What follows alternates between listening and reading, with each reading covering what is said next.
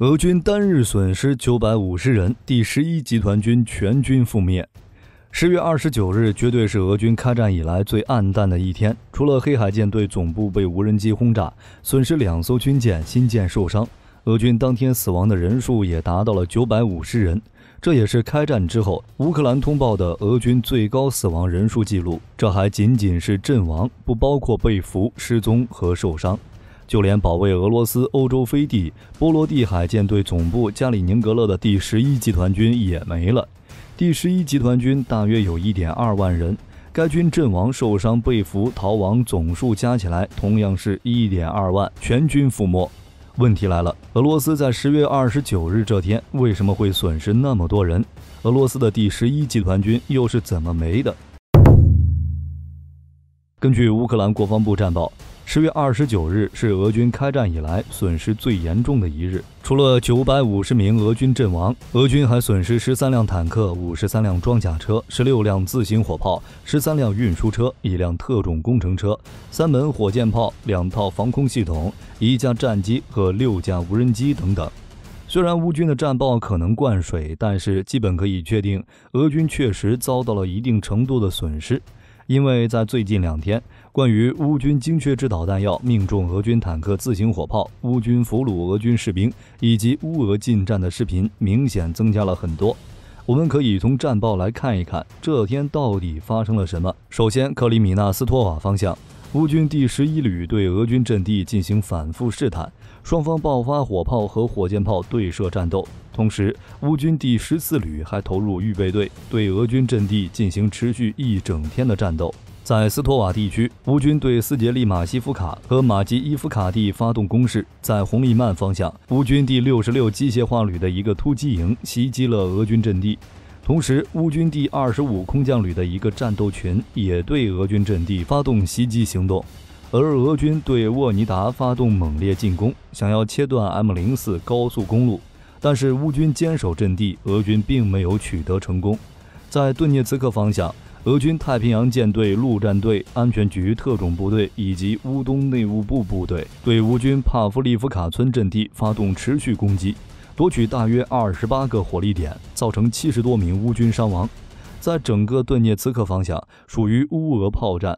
俄军武装直升机和炮兵对乌军400多个目标发动炮击和轰炸行动。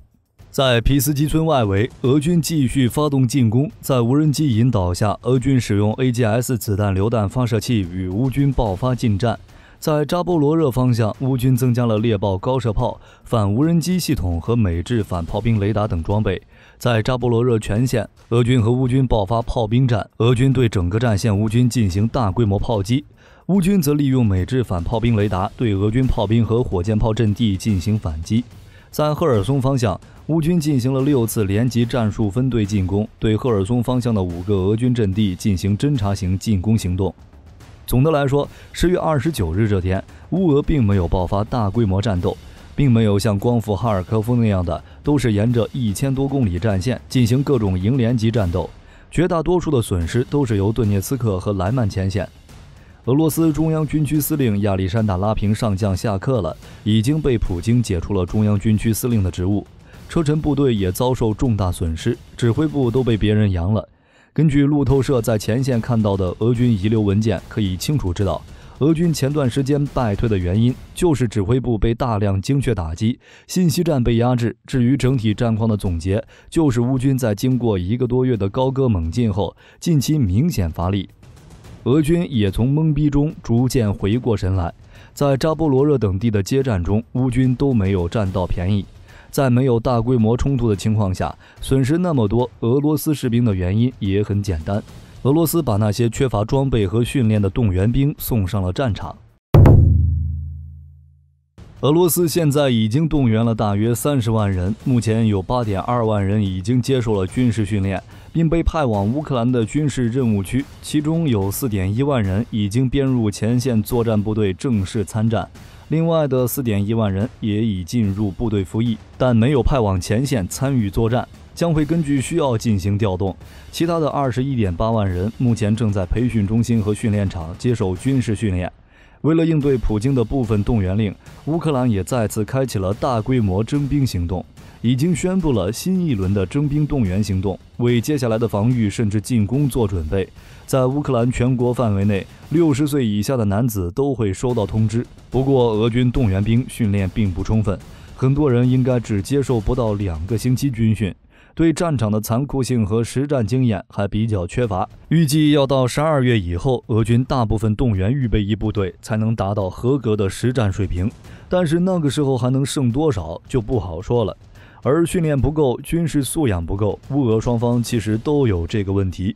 俄74步兵旅近日就爆发了大规模群殴，卢甘斯克方向的乌军和不服军令的波兰雇佣兵拔枪互射。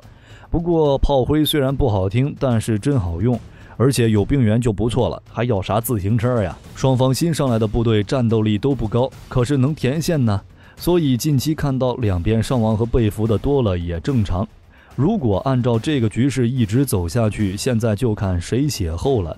俄罗斯除了单日损失950人之外，还有黑海舰队第810陆战旅几乎全部被灭，第150摩步师被乌克兰缴获军旗，就连驻守加里宁格勒的第11集团军也没了。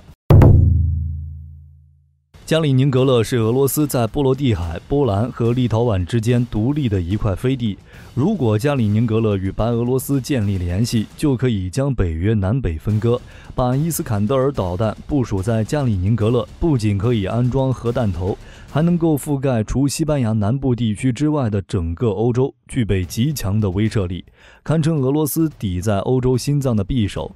为了保卫加里宁格勒，俄罗斯海军特意组建了一个新的陆军军团，也就是第11集团军。它并不是一支真正意义上的新编部队，而是一个由现有编队组成的全新组合。这些部队重组后隶属于一个单一总部，它本身就对俄罗斯海军的波罗的海舰队负责。该军团拥有一个机动师、一个单独的机动团、火炮、火箭、防空部队和支援部队，属于俄军重点建设部队。部署在加里宁格勒就意味着其必须是一支拳头部队，其主力为第18近卫摩托化步兵师，还配属有第244炮兵旅、第152近卫导弹旅、第7近卫摩托化步兵团、第22独立近卫防空导弹团、第46独立侦察营和第40独立指挥营。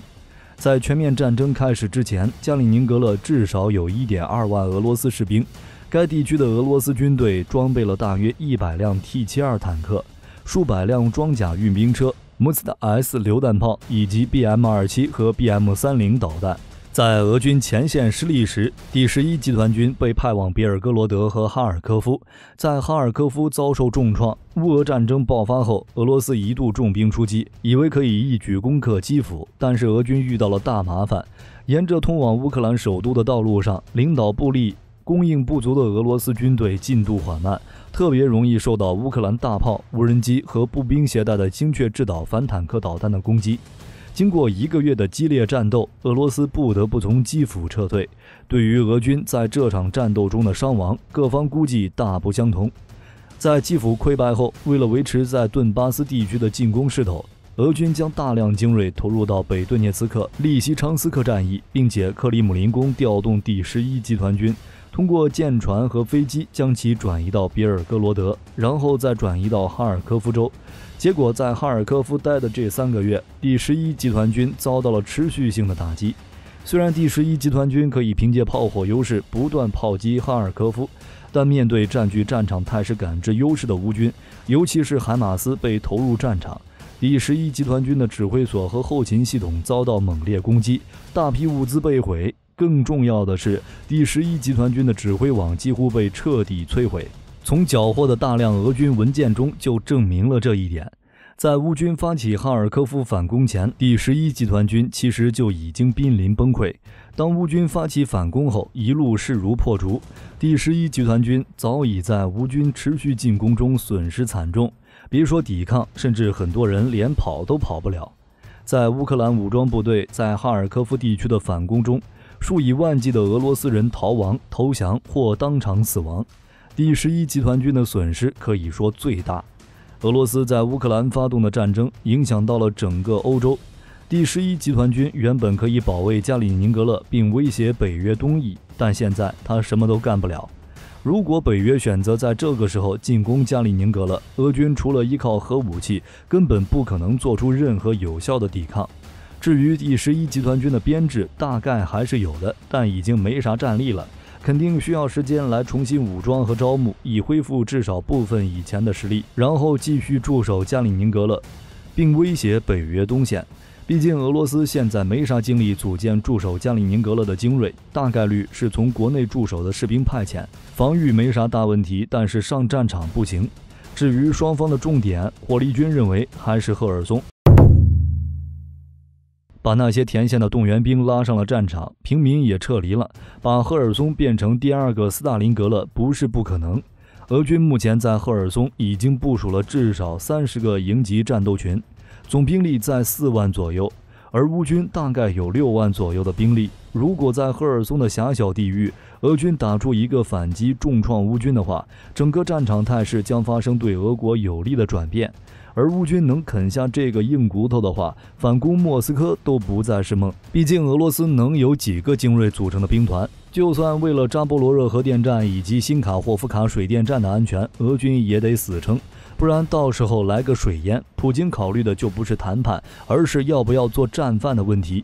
至于乌克兰本土，还是老样子，从10月10号开始，俄罗斯一直用导弹、无人机袭击乌克兰。乌克兰全国各地的防空警报就没断过，电力网络在袭击中受损比较严重，在哈尔科夫、切尔卡西和第聂伯罗地区出现了大面积停电。此外，在基辅的一些地区，供水也受到了严重的影响。好消息是，随着西方援助的防空系统逐步到货，乌克兰的防空能力已经越来越强了。比如最近德国的 LRS 防空导弹在南线完成了首秀，击落了一架苏 35S。而且加上俄军远程导弹库存不够的情况，像最开始那种大规模的导弹袭击会很少见，现在基本上都是无人机骚扰，损失不会很大。而前线则不一样，乌俄双方都大规模征兵，虽说都有训练不足的情况，但乌克兰背后有北约，训练士兵肯定会帮忙，还有武器援助，打仗时还有以老带新的情况，最大程度上减少士兵的伤亡。而俄罗斯的老兵大概率是考虑今天如何划水，又该以哪一种姿态投降。毕竟没武器支援，精准打击火力不够，一直挨打，防御属实难顶。好了，今天的视频到这儿就结束了，欢迎在视频下方留言评论。如果对视频内容有不对的地方，各位也可以在下方指正。我是火力军，下期见。